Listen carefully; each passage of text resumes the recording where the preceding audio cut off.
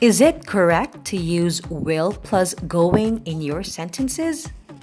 Let's take a look at these examples. Number 1, I will going to buy a new bag. Number 2, we will going to try it soon. Number 3, they will going to Japan. Have you tried making the same sentences? Now, let me tell you this. If you want to use will and going, please don't forget be.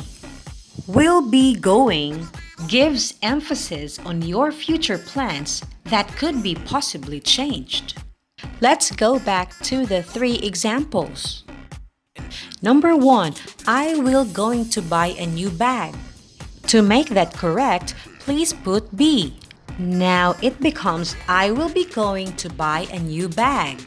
Number 2, we will going to try it soon. As I've said, don't forget be in between will and going. So our sentence now is we will be going to try it soon.